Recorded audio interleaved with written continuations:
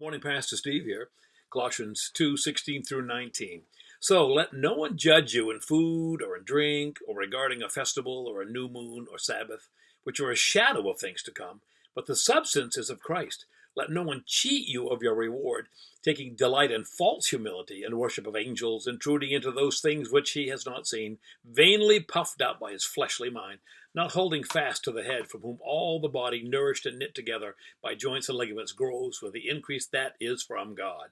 Paul warns these Colossians here against trading in their freedom in Christ for a set of useless, man-made, legalistic rules. Look at Galatians 5:1, right? Legalism is powerless to save us, powerless to restrain us from sinning. That's truth. The law showed that. They just blew it all the way along, and we would too.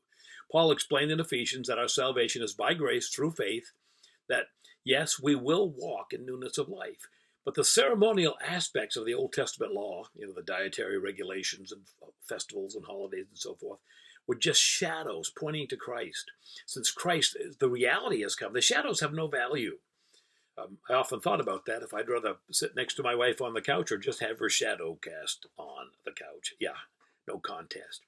No one who understands grace, no one wants to sin. But guess what? We're still pretty good at it. I know I am. In Christ, we're set free. Someone said, you're free to obey. There's some truth in that, but you know something? You find out you're free to blow it as well without sacrificing your salvation, all right? Because if you truly understand grace, you want to do it right.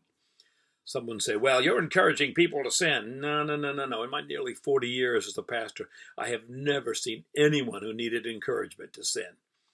What I hope to encourage is the grace to get up and keep walking. The idea that God's not all wrathy because you blew it, that he meant what he said when Hebrews 10:14, he has by one sacrifice forever perfected those who are being set aside or sanctified. I love Tully and Tugidjian. He is a pastor who has fallen in his life, and I guess we all have to some extent. And he posted this just as I was preparing this. He says this: I hope I am transparent enough about my struggles with sin that the Pharisees will question my salvation, but the broken will call me a friend. You ponder that, Pastor